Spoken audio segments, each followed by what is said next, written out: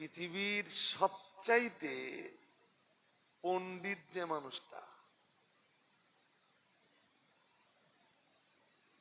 পৃথিবীর সব রকমের ইলম আল্লাহ পাক রব্বুল আলামিন যে মানুষটাকে দান করেছেন, যাকে আমার আল্লাহ ইলমুল আউয়ালিন দান করেছেন, যাকে আমার আল্লাহ ইলমুল আখিরিন দান করেছেন, যাকে আমার আল্লাহ মাটির নিচের ইলম দান করেছেন, যাকে আমার আল্লাহ আসমানের উপরের ইলম দান করেছেন, ও বাবাজিরা ভাইরা, যে মানুষটার জ্ঞানের বহারের কাছে ১৫০০ বছরের পরের বিজ্ঞানীরাও পর্যন্ত হেরে যায়, সায়েন্টিস্টরাও হেরে যায়, তামাম দুনিয়ার বিজ্ঞানীদের মাথা পর্যন্ত যার ইলমের কাছে, যার জ্ঞানের কাছে হ্যাং হয়ে যায়, ও বাবাজিরা ভাইরা, শ্রী মুহাম্মদুর রাসূলুল্লাহ সাল্লাল্লাহু আলাইহি ওয়াসাল্লাম মক্কার মাটিতে যখন কালেমা প্রচার করছিলেন, মক্কার একদল কোরআন দ্রোহী, একদল কোরআন বিদ্বেষী, তারা আমার নবীকে পাগল বলে আখ্যা দেয়। ও বাবাজিরা ভাইরা, আর যারা যারা আমার নবীরে পাগল বলে আখ্যা দিয়েছিল, তার ভিতরে একজন ছিল ওয়ালিদ বিন মুগীরা। বলুন নাউজুবিল্লাহ। কেন জানেন? আমার নবীকে যদি একবার পাগল বলে পরিচয় করে দেওয়া যায়, প্রমাণ করা যাবে কোরআন হলো পাগলের প্রলাপ উক্তি। বলুন নাউজুবিল্লাহ।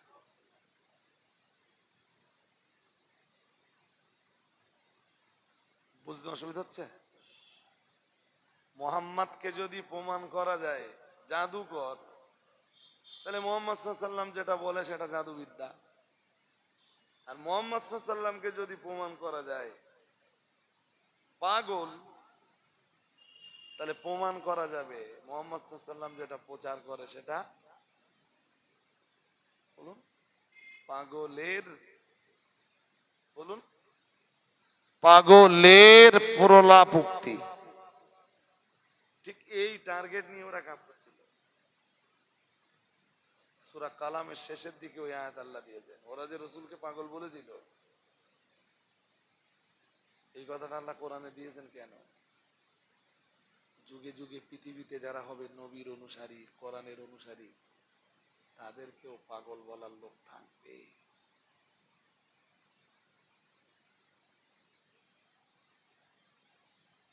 আমার অনেকে পাগল বলে,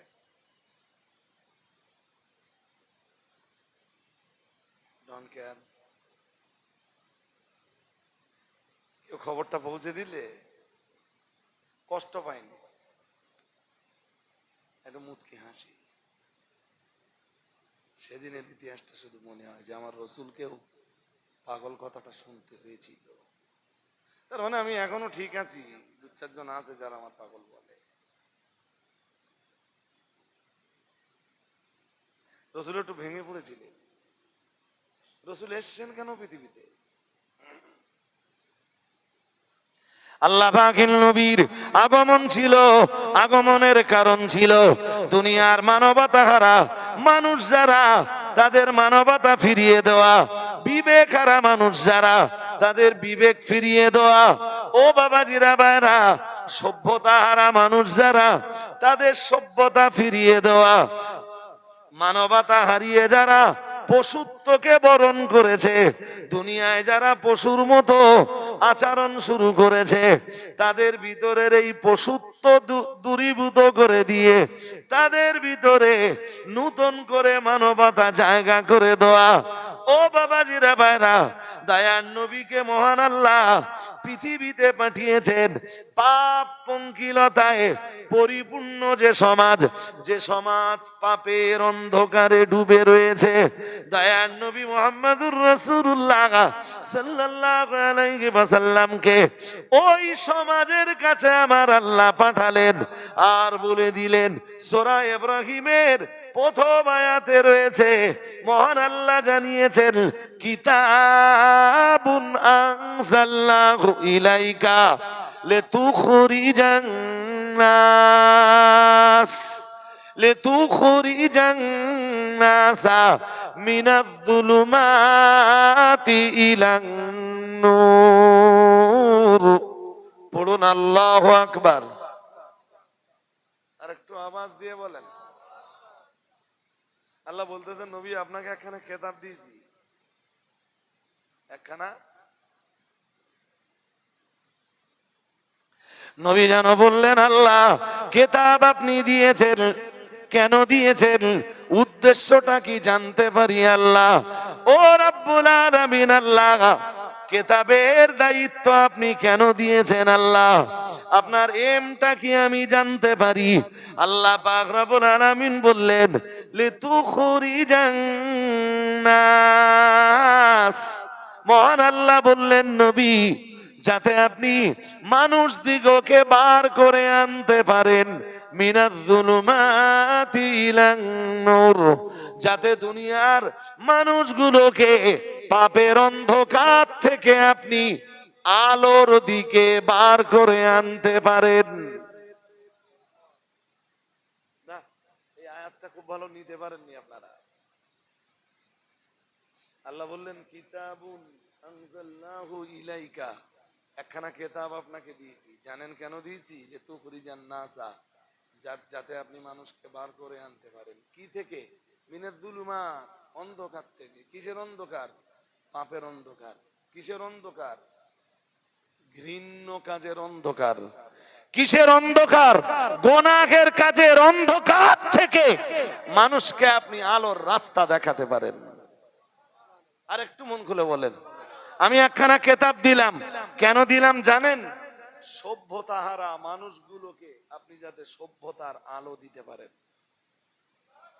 আর একটু মন খুলে। বিবেক হারা মানুষগুলোকে যাতে আপনি বিবেক ফিরিয়ে দিতে পারেন। মানবতা হারিয়ে যারা পশুত্ব গ্রহণ করেছে, দুনিয়াতে যারা পশুর মতো আচরণ শুরু করেছে, দুনিয়ার এই মানবতা হারা মানুষগুলোকে মানবতা ফিরিয়ে দেওয়ার জন্যই তো পৃথিবীতে আপনাকে পাঠিয়েছি আর আপনাকে একটা কিতাব দিয়েছি। আরেকটু মন খুলে বলো।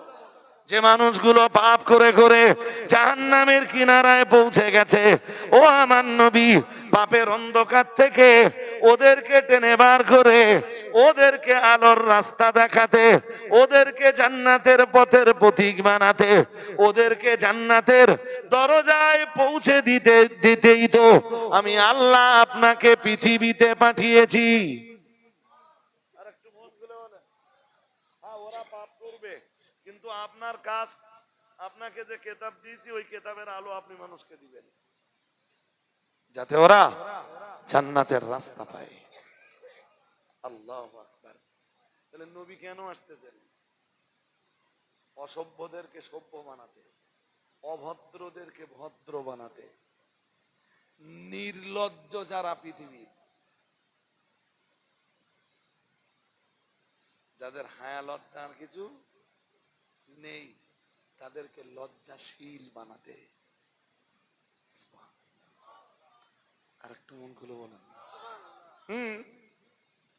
পৃথিবীতে নবী এসেছেন জুলুম, নির্যাতন, অবিচার আর অত্যাচারের শিকার পৃথিবীর যে মানুষগুলো, তাদেরকে সাহায্য করতে আর অত্যাচারীদের অত্যাচার নিপীড়ন বন্ধ করে দিতে। আরেকটু মন খুলে। বাট যাদের নাজাতের জন্য নবী এলেন তারাই রসুলকে বলে পাগল। কেউ যদি আপনার জন্য কোনো ভালো কিছু চেষ্টা করে আর আপনি যদি তারে পাগল বলেন, কাজটা কেমন দেখায়? উম্মতের প্রতি নবীর দরদ আছে না নেই? একটু জোর করে বলতে হবে। আছে না? একটু একটু দরদ না অনেক দরদ? বলছি একটুখানি না অনেক? অনেক দয়া, অনেক মায়া। অনেক মমতা, অনেক ভালোবাসা, অনেক আন্তরিকতা। যারা জাহান্নামের কিনারায় দাঁড়িয়েছিল, আমি ওদেরকে জান্নাতের রাস্তা দেখানোর চেষ্টা করি, ওরাই আমারে পাগল কয়। শুনছেন নাকি? হ্যাঁ, যারা জাহান্নামের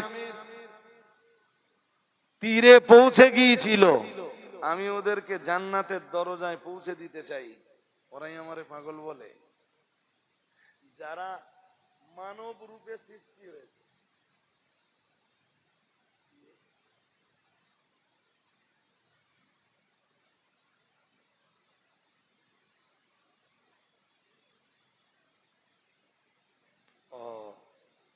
হাজরিনে মজলিস,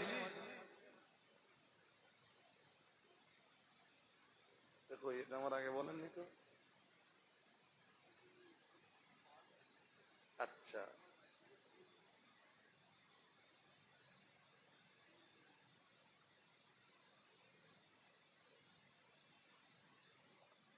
হাজরিনে মজলিস, বিষয়টা বুঝুন এবং আরেকটু আন্তরিক হন। রাসূল ভাবছিলেন যে এরা জন্মেছে মানুষ হয়ে, অথচ আচরণ পশুর মতো, আর এদেরকে আল্লাহ আমারে পাঠিয়েছেন মনুষ্যত্বের জায়গায় পৌঁছে দিতে। যাদের আচরণ পশুর মতো, আর আমি এসছি ওদের মানুষ বানাতে, ওরা আমারে পাগল বলে। একটু ভেঙে পড়লেন রাসূল, একটু না অনেকটাই কাঁদছিলেন রাসূলুল্লাহ। আল্লাহ, আমি ওদের নাজাতির জন্য এসেছি, আল্লাহ ওদের নাজাতির জন্য, ওদের মুক্তির জন্য আল্লাহ আপনি আমায় পাঠিয়েছেন দুনিয়ায়, ওরাই আমাকে পাগল বলে। আল্লাহ ওদেরকে জাহান্নামের আগুন থেকে বাঁচানোর জন্য আপনি আমায় পাঠিয়েছেন আল্লাহ, ও রাব্বুল আলামিন, আর ওরাই আমায় পাগল বলে আল্লাহ। ও রাব্বুল আলামিন, আল্লাহ আপনি আমাকে ওদের মাঝে সভ্যতার আলো জ্বালানোর জন্য পাঠিয়েছেন, ওরাই আমাকে বলে পাগল। আল্লাহ পাকের নবী মুহাম্মদুর রাসূলুল্লাহ সাল্লাল্লাহু আলাইহি ওয়াসাল্লামের চোখ দুটো দিয়ে top top top top top top top top করে পানি গড়িয়ে পড়ছিল। দয়ার নবী মুহাম্মদুর রাসূলুল্লাহ সাল্লাল্লাহু আলাইহি ওয়াসাল্লাম, আল্লাহ পাকের নবীর কান্না আমার আল্লাহ সয় না। আমার আল্লাহ পাক রব্বুল আলামিন সঙ্গে সঙ্গে জিবরাইলকে পাঠিয়ে দিলেন। ও আমার ফেরেশতা জিবরিল, আমি আল্লাহ পাক রব্বুল আলামিন বলছি, ও আমার ফেরেশতা জিবরিল, আমি আল্লাহ পাক রব্বুল আলামিন বলছি, যাও চলে যাও আমার নবীর কাছে, ওহির মেসেজ নিয়ে চলে যাও, আমার নবীর কাছে ওহি নিয়ে চলে যাও, আমার পক্ষ থেকে বার্তা নিয়ে চলে যাও। আমি আল্লাহ পাক রব্বুল আলামিন বলছি, আমার নবীর চোখ দিয়ে পানি গড়ালে এটা তো আমি আল্লাহ আমার সয়না নবী। ও জিবরাইল চলে যাও, আমার নবীকে গিয়ে সূরা কালামটা শুনিয়ে দিয়ে এসো। যাও জিবরাইল, ওহির একটা রুমাল নিয়ে আমার নবীর দরবারে চলে যাও, ওহির রুমালটা দিয়ে আমার রহমাতুল লিল আলামিনের চোখের পানি মুছে দিয়ে এসো। ফেরেশতা জিবরাইল আমাদের নবীর দরবারে চলে এলেন। আসসালাতু ওয়াসসালামু আলাইকা ইয়া রাসূলুল্লাহ, আসসালাতু ওয়াসসালামু আলাইকা ইয়া হাবিবাল্লাহ, আসসালাতু ওয়াসসালামু আলাইকা ইয়া রাহমাতাল লিল আলামিন, আসসালাতু ওয়াসসালামু আলাইকা ইয়া ইমামাল মুত্তাকিন। ইয়া রাসূলুল্লাহ, ইয়া হাবিবাল্লাহ হুজুর, ওরা আপনাকে পাগল বলার কারণে হুজুর আপনি কাঁদছেন, হুজুর আপনার চোখ দিয়ে পানি গড়িয়ে পড়ে।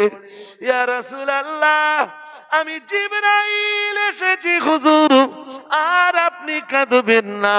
আল্লাহ তাআলা, আল্লাহ পাক আপনার কান্না তিনি সইতে পারেন না। ইয়া রাসূলুল্লাহ, আজ আল্লাহ তাআলা আমি জিবরাইল আমাকে পাঠিয়েছেন, ওহির একটা রুমাল দিয়েছেন। হুজুর আমি জিবরিল এসেছি ওহির রুমাল দিয়ে আপনার চোখের পানিটা মুছিয়ে দিতে।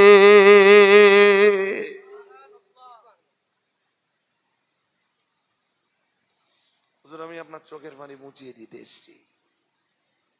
জানেন আল্লাহ কোরআন নাযিল করে কি বলেছেন? কি? বিসমিল্লাহির রহমানির রহিম। নুন ওয়াল কলামি ওয়া মা ইয়াসতুরুন মা আনতা বিনি'মাতি রাব্বিকা বিমাজনুন ওয়া ইন্না লাকা লাআজরান গায়রা মামনুন ওয়া ইন্নাকা লাআলা খুলুকিন আযীম। পড়ুন আল্লাহু আকবার। কি চ্যাম্পিয়ন করে মহান রব্বুল আলামিন আয়াতগুলো দিলেন। শুরুতেই বললেন নুন ওয়াল কলামি ওয়া মা ইয়াসতুরুন। মহান আল্লাহ বললেন শপথ কলমের। মন দিয়ে শুনুন, আল্লাহ বললেন কলমের শপথ। কিসের? জোরে কয়। কলমের শপথ। কিসের শপথ? এই কলমের নামে আল্লাহ সূরা দিচ্ছেন। এবার কলমের শপথ কেন? আরো অনেক জিনিস ছিল তো দুনিয়ায়। কোদাল ছিল, কুড়ুল ছিল, তলোয়ার ছিল, কলমের শপথ কেন? এই কলম দিয়ে, এই কলমের শপথ কেন? এই প্রশ্নের জবাব অনেক লম্বা জবাব দিলে আপনাদের ব্রেন হয়তো নিতে পারবে না, আমি দিতেও চাইব না। ও বাবাজিরা ভাইরা, কলমের শপথের কারণ হলো আল্লাহ পাক রব্বুল আলামিন নিজেই জানিয়েছেন, ইকরা ওয়া রাব্বুকাল আকরাম আল্লাযী আল্লামা বিল কলম আল্লামাল ইনসান মা লাম ইয়ালাম। আল্লাহু আকবার। আরো আওয়াজ দিয়ে বলেন। কলমের শপথ কেন জানেন? প্রথম দিন আমাদের নবীর উপরে যে 5 আয়াত নাযিল হয়েছে, একটু মন দিয়ে শুনুন। প্রথম দিন এই যে ফতোয়া আপনারা এনেছেন, এই ফতোয়ার উপরে আমি তাহকিক করব, তারপরে জবাব দেব।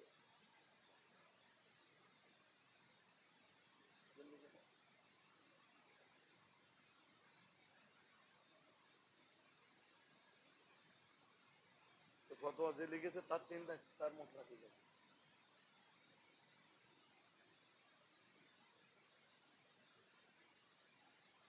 তাছাড়া আমি পড়িনি তো আপনারা কি লিখেছেন, তিনি কি জবাব দিয়েছেন। এটা শুধু এখানে লেখা আছে মাদ্রাসা আযান দিয়ে নামাজ পড়লে নামাজ হয়ে যাবে, এটা তো ঠিকই আছে। এই তো দেখেছি, 2 নম্বরটাও দেখেছি, মাদ্রাসার জায়গায় মসজিদ নির্মাণ করিলে শরীয়তে মসজিদ বলে গণ্য হবে।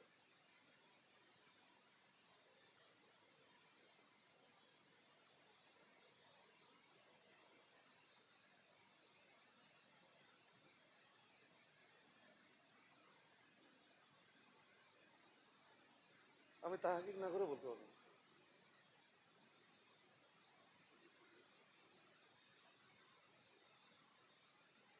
আমি তাহকিক না করে বলতে পারবো। পক্ষেও বলবো না, বিপক্ষেও।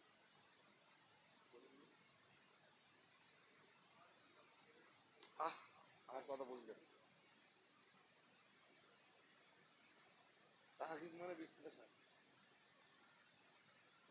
তাহকিক মানে কোনো বিষয়কে নিয়ে আরো গভীরে যাওয়া, আরো গবেষণা করা। আপনাদের কাছে এই ফতোয়া ঠিক আছে?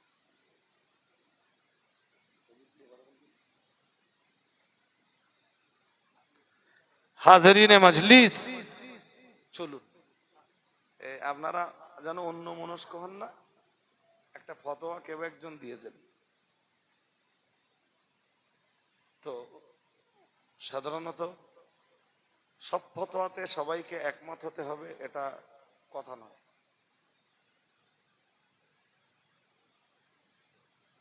আর টোটাল বর্ণনা আপনারা কি বর্ণনা লিখেছেন সেও তুমি পড়ি, টোটাল বর্ণনা না পড়ে বলা যাবে, ওটা তো জবাব লিখেছেন। হাজরিনে মজলিস, তো যদি আমার কাছে ফতোয়া নিতে হয় তাহলে আমি তাহকিক করব, তারপর বলবো। আমি ওটাই বলেছি, যিনি ফতোয়া দিয়েছেন তার ফতোয়ার পক্ষে বিপক্ষে আমি কিছুই বলেছি বলি। কিন্তু আমাকে বলতে হলে আমার কাছে কেতাব নেই, আছে কি? তাহলে কেতাব নিয়ে আমাকে তাহকিক করতে হবে, তারপর উত্তর দিতে হবে। দুম করে কিছু বলা যায়? পক্ষে বিপক্ষে কিছু বলা যায়? হাজরিনে মজলিস, কি বলছিলাম, কোন পর্যন্ত হয়েছে বলে গেছেন আপনারা? কলম। কোরআনের প্রথম যে 5 আয়াত প্রথম দিন নাযিল হলো, তার প্রথম শব্দটা ছিল ইকরা, পড়ো। পড়া ছাড়া সমাজ গঠন হয় না, পড়া ছাড়া কোন জাতির মেরুদণ্ড সোজা হয় না, পড়াশোনা ছাড়া, এডুকেশন ভিন্ন কোন জাতি মাথা উঁচু করে দাঁড়াতে পারে না। আর যাদের হাতে কলম আছে তারা যা ইচ্ছা তাই করতে পারে, যেমন এসআইআর। আমার কথা বলছেন? এসআইআর কিসের বলে?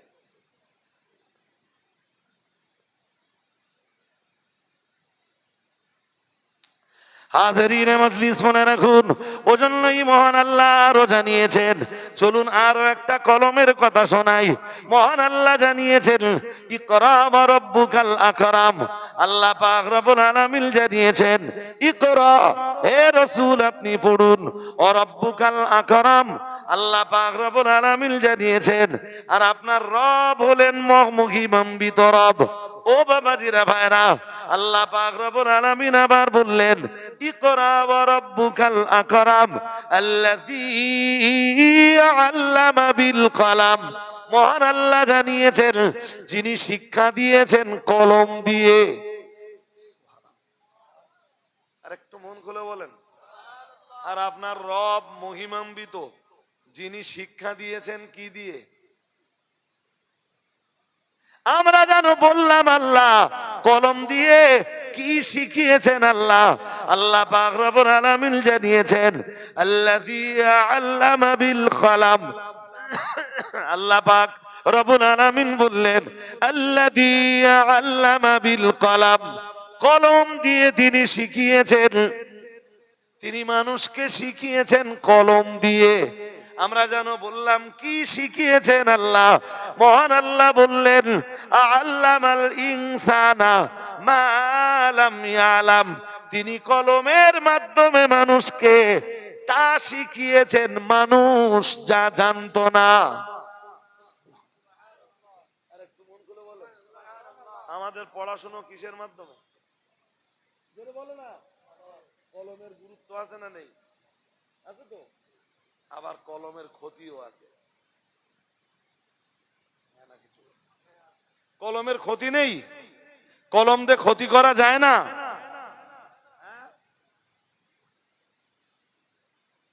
মনে পড়ে মুসলিমদের 3 তালাক বিলের এগেনস্টে বিল আনা, কি দিয়ে? কাশ্মীরের 370 ধারা রদ, কি দিয়ে? কলম দিয়ে। এরপর মুসলমানদের মসজিদ, মাদ্রাসা, কবরস্থান, ঈদগাহ, এক কথায় মুসলিমদের পূর্বপুরুষদের অকপকৃত সম্পত্তির যে আইন, সেই আইনকে রদ করে নতুন আইন আনা। কিসের খোঁচায়? অসমের এনআরসি বলে বলেন, সিএএ, লেটেস্ট SIR। আমরা ফর্ম ফিল আপ করছি, ডকুমেন্টস জমা দিচ্ছি, সব থেকে যাচ্ছে, বলো না কেন? হ্যাঁ না বলে না? আপনার নামের কোন বানান ভুল আছে, কোন বানান ঠিক আছে? আপনার আব্বার নামে গাজী ছিল, আপনার নামে গাজী নেই। আপনার এক কাগজে গাজী আছে, আর এক কাগজে গাজী নেই। এক কাগজে মোল্লা আছে, আর এক কাগজে মোল্লা নেই। এক কাগজে মোহাম্মদ আছে, আর এক কাগজে মোহাম্মদ নেই। সব ওদের কাছ থেকে যাচ্ছে। সময় হলে আর একটা কলম তুলে দেবে, তার নাম NRC। বলেন, ডিটেনশন ক্যাম্প। কোথা? Wait and see. দেখো, অপেক্ষা করো আর দেখো। এই কথাটা আমার আজকে অনেকজনই বলেছে, হুজুর এই ডকুমেন্ট সব ওদের কাছ থেকে যাচ্ছে। কার কোন জায়গায় ধরতে হবে আগের থেকে ঠিক করে তাই লাগবে।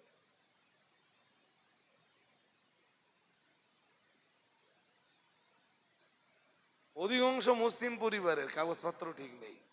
আধার কার্ডে নাম একরকম, ভোটার কার্ডে নাম, রেশন কার্ডে নাম, স্কুল সার্টিফিকেটে নাম।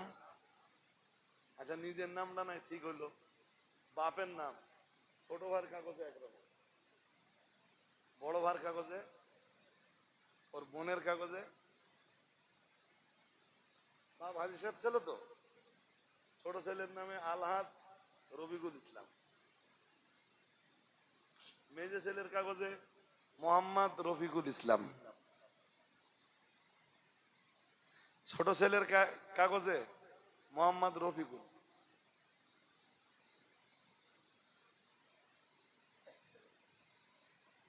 ওরা এটা ট্যাগ করছে কিভাবে জানেন? আপনারা 5 ভাই লিঙ্ক করাচ্ছেন বাবার সাথে তো? হ্যাঁ না বলেন? লিঙ্কটা বাবার সঙ্গে করাচ্ছেন তো? আর যখন লিঙ্ক করাচ্ছেন তখন বাবার 2002 সালের পার্ট নাম্বার আর সিরিয়াল নাম্বার লিখতে হচ্ছে। ওরা এক জায়গায় দেখতে পাচ্ছে এই লোকের 5টা ছেলে, 5টা ছেলের কাগজপত্রে বাবার নামের জায়গায় 5 রকম আছে।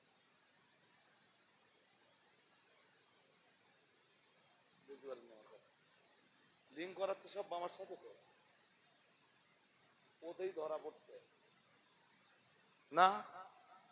কারণ নামে বলেছি রবিকুল, কারণ নামে মোহাম্মদ রবিকুল ইসলাম, কারণ নামে আলহাজ রবিকুল ইসলাম।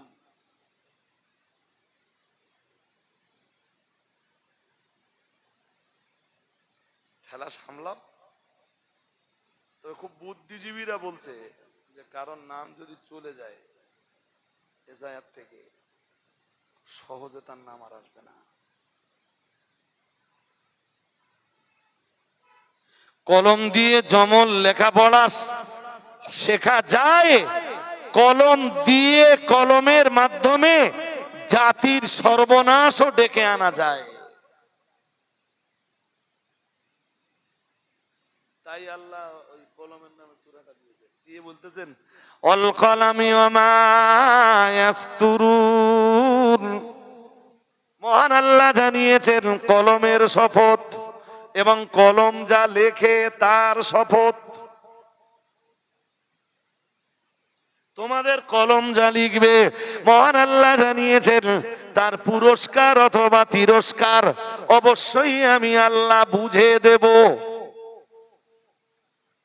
তোমাদের কলম ভালো কিছু করলে তার পুরস্কার আমি বুঝে দেব, তোমাদের কলম খারাপ কিছু করলে তার তিরস্কার আমি বুঝে দেব।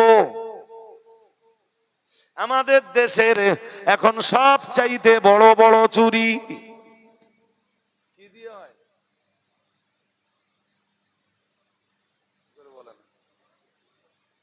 আবার আবার পৃথিবীর ভালো ভালো কাজ এগুলো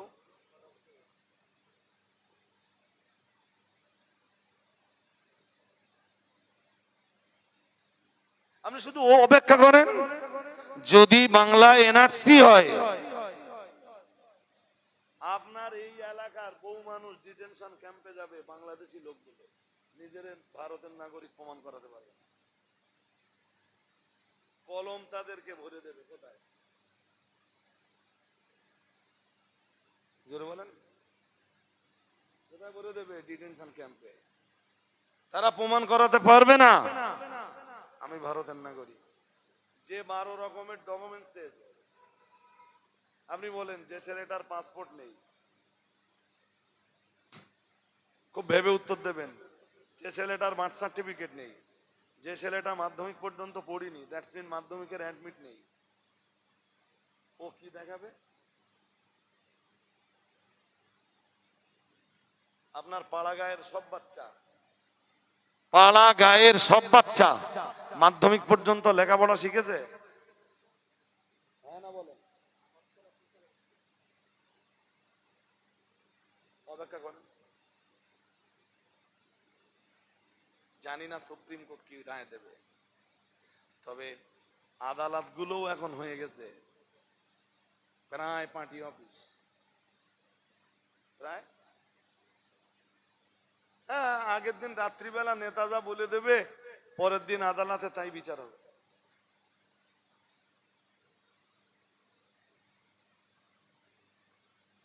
কি করেছেন? বাবরি মসজিদের জায়গায় মসজিদ আছে, কিছু বলে না। বলেন বলেন কি হয়েছে? আর মসজিদ কোথায় হবে? তোমার আলাদা 5 একর জমি দেবে, কলম দিয়ে ঢুলে দেবে।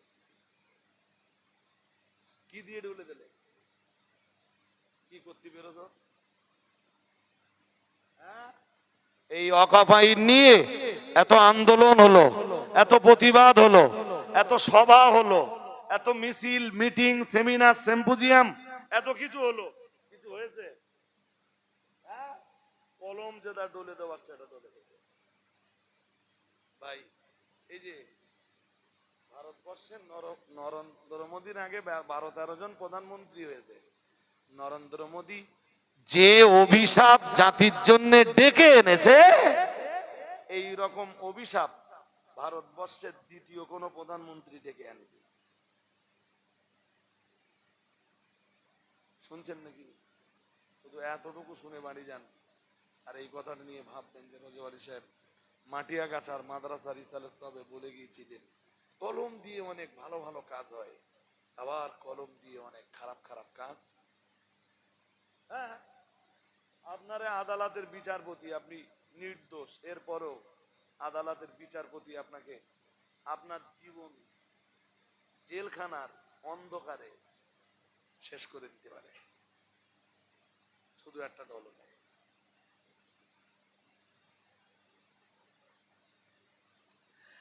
হাজারিনে মজলিস মনে রাখুন, কোরআনুল কারীমে আল্লাহ জানিয়েছেন নুন ওয়াল কলামি ওয়া মা ইয়াসতুরুন। মহান আল্লাহ জানিয়েছেন, আল্লাহ পাক রব্বুল আলামিন ঘোষণা দিয়েছেন ওয়াল কলামি, মহান আল্লাহ জানিয়েছেন আর কলমের কসম। আল্লাহ পাক আবার বললেন ওয়া মা ইয়াসতুরুন, এবং কলম দিয়ে তারা যা লেখে এসব কিছুর কসম। আল্লাহ পাক রব্বুল আলামিন বললেন, কসম দিয়ে আমার আল্লাহ কি বললেন? পরের আয়াতে বললেন মা আনতা বিনিআমাতি রাব্বিকা রাব্বিকা বিমাজনুন। মহান আল্লাহ বললেন, ও নবী, ওরা আপনাকে পাগল বলতে পারে, ওরা আপনাকে উম্মাদ বলতে পারে, ওরা আপনাকে মাজনুন বলে আখ্যা দিতে পারে। না না না না না, ওদের মাজনুন বলার কারণে, ওদের পাগল বলার কারণে ওরা আপনাকে উম্মাদ বলেছে। না না না না না, খবরদার যেন ওতে আপনি ভেঙে পড়বেন না। ওরা আপনাকে পাগল বলেছে, ওতে যেন আপনি চিন্তিত হয়ে পড়বেন না। আমি আল্লাহ পাক রব্বুল আলামিন বলছি, আপনি পাগল হলে তো আপনায় আমি আল্লাহ নবুয়ত দিতাম না। পাগল হলে আমি আল্লাহ রিসালাতের এই মহান দায়িত্ব আপনার উপরে চাপিয়ে দিতাম না। আপনি পাগল হলে তো কখনোই আমি আল্লাহ, না না না না না, কখনোই তো আমি আল্লাহ পাক আপনার উপরে মানে এই নবুয়ত রিসালাতের মহান দায়িত্ব ভার অর্পণ করতাম না। আপনি পাগল হলে আপনাকে সাইয়্যিদুল মুরসালিন বানাতাম না। আপনি পাগল হলে আপনাকে ইমামুল মুত্তাকিন বানাতাম না, সাইয়্যিদুল মুরসালিন বানাতাম না। আপনাকে শাফিউল মুযনিবিন বানাতাম না, সাইয়্যিদুল মুবাশশিরিন বানাতাম না। ও আমার নবী, আপনি পাগল হলে আপনাকে আমি নবীদের লিডার বানাতাম না। ও আমার নবী, ওরা পাগল বলল, খবরদার যেন আপনি ভেঙে পড়বেন না। আপনি যদি পাগল হতেন, না না না না না, আমি আল্লাহ পাক রব্বুল আলামিন, আমি তো পৃথিবীতে আপনাকে কোরআনের মতো সম্মানিত কিতাবটা নাযিল করতাম না। ওরা পাগল বলল, ওতে আপনার ভেঙে পড়ার কিছু নেই। এবারে আমি কি বলছি শুনুন। আল্লাহ পাক রব্বুল আলামিন আয়াত নাযিল করে দিয়ে বললেন, মা আনতা বিনিআমাতি রাব্বিকা বিমাজনুন। মহান আল্লাহ বললেন, নবী, ওরা পাগল বললেও আমি আল্লাহ আপনার ব্যাপারে ঘোষণা দিচ্ছি, আজও আমি আল্লাহ আমার দয়ায় আপনার মাথাটাকে ভালো রেখে দিয়েছি। ওরা পাগল বলছে তো ওতে আপনার কি হতে যায়? আমি তো বলছি আপনার মাথা আমি ভালো রেখেছি, এটা আমার দয়া। রবের দয়া যার উপরে থাকে সে পাগল হয় না। ওরা বললো আর আপনি বিশ্বাস করলেন? ওরা তো চাচ্ছে আপনারে পাগল বলে কোরআনকে বলবে পাগলের প্রলাপোক্তি। আমি বলছি আপনিও পাগল নন আর কোরআনও প্রলাপোক্তি নয়। আপনি জাদুকর নন আর কোরআন ও জাদুবিদ্যা। মনে আছে আমার আগের কথা নাকি? হ্যাঁ না কিছু নাম ভুলে গেছেন? আমরা অনেকটা ঘুরে এখানে এলাম বাবা, তাই তো? হযরত ওমর তখন কলেমা পড়িনি। একদিন রাতে রাসূলুল্লাহ কোরআনের সূরা হাক্কা পড়ছেন, শুনছেন? কোরআন শরীফে সূরা হাক্কা পড়ছেন রাসূলুল্লাহ কাবায়। ওমর তখন কলেমা পড়িনি বলো। তা কোনো কাজে হযরত ওমর কাবার দিকে এসছে। কাবার দিকে যত আগাচ্ছে কোরআন তেলাওয়াতের আওয়াজ তত তীব্র হচ্ছে।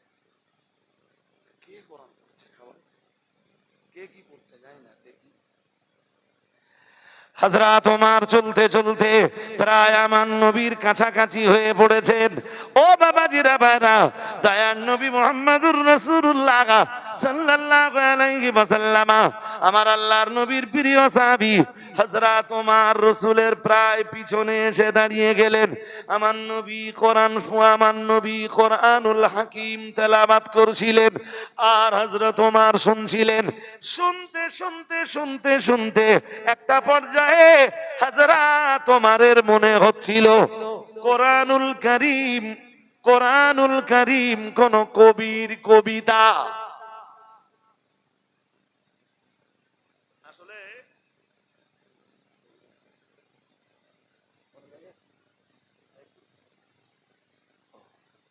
আলহামদুলিল্লাহ জি, আমার দিকে মন লাগান। পূর্ব উমরা শরীফ থেকে হুজুর কেবলা এসছে, এই পর্যন্ত আমার কাছে যা মেসেজ। জি, তো ওমর পিছনে দাঁড়িয়ে রসুল কোরআন পড়ছেন আর ওমর ভাবছেন এই কোরআন কবির কবিতা। কারণ কি জানেন, কবির কবিতায় যেমন ছন্দমিল থাকে, কবির কবিতায় যেমন ছন্দমিল থাকে। শুনছেন, কোরআনের দেখবেন ছন্দের একটা মিল আছে। কুল হুয়াল্লাহু আহাদ আল্লাহুস সামাদ লাম ইয়ালিদ ওয়া লাম ইউলাদ। ছন্দ মিল আছে না নেই? আরে জোরে বলো না। ছন্দের মিল আছে না নেই? আছে তো। কবিতায়ও দেখবেন ছন্দের।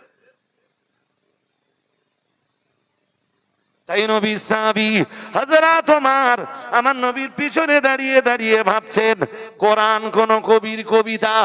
ও বাবাজিরা ভাইরা, হযরত ওমর যেই না ভেবেছেন কোরআন হতে পারে কোন কবির কবিতা, আর আমার নবীর জবান দিয়ে তখন বার হচ্ছে ফালা উকসিমু বিমা তুবসিরুন ওয়া মা লা তুবসিরুন ইন্নাহু লাকাউলু রাসূলিন কারীম ওয়া মা হুয়া বিকাউলি শাইরিন কলিলাম মা তুমিনুন।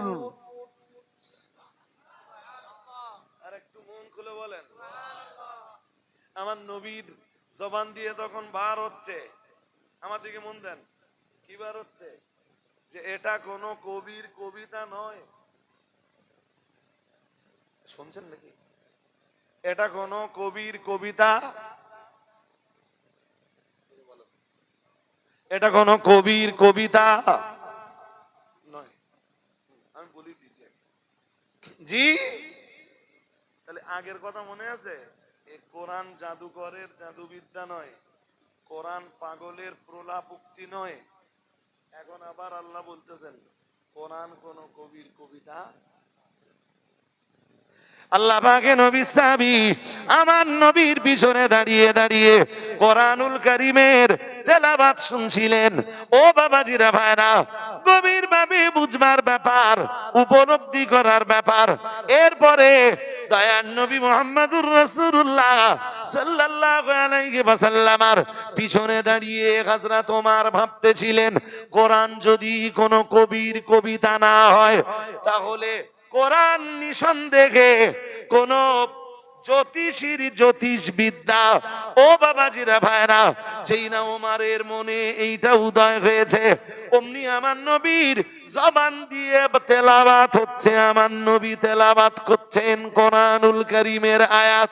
ওয়ালা বিকাউলি কাহিনিন কলিলাম মা তাযাক্কারুন। পড়ুন আল্লাহু আকবার, আরো আওয়াজ দিয়ে বলেন আল্লাহু আকবার। আমার নবী জবান দিয়ে তখন কোরআনের আয়াত বার হচ্ছে।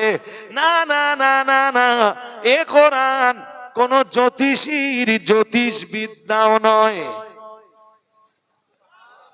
আর একটু মন খুলে বলেন।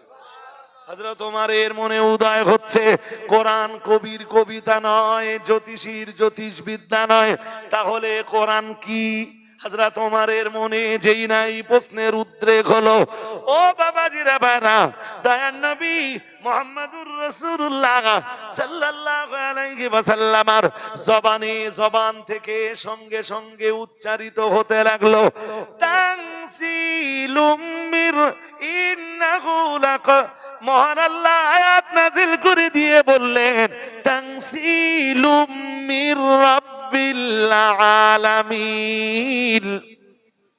মহান আল্লাহ বললেন এটা পাগলের প্রলাপ উক্তি নয়, এটা কোন শয়তানের বাণী নয়, এটা মানুষের রচনা করা কোন বাণী নয়, এটা জাদুকরের জাদুবিদ্যা নয়, এটা কবির কবিতা নয়, এটা কোন জ্যোতিষীর জ্যোতিষ বিদ্যা নয়। মহান আল্লাহ কোরআনুল কারীমে বললেন তানসিলুম মির রাব্বিল আলামিন। মহান আল্লাহ বললেন এ কোরআন রব্বুল আলামিনের পক্ষ থেকে নাজিল হয়েছে। আর একটু মন খুলে বলেন, বুঝতে অসুবিধা হচ্ছে? হ্যাঁ হাজরিনে মজলিস, আমি বক্তব্যের প্রাসঙ্গিকতা আর বাড়ালে হবে না, কারণ এদের একটা টার্গেট রয়েছে, সেই টার্গেটের দিকে এরা অলরেডি ধাবিত হয়েছে এবং ময়দানে নেমেও পড়েছে। জি, এরা মসজিদ বানাবে।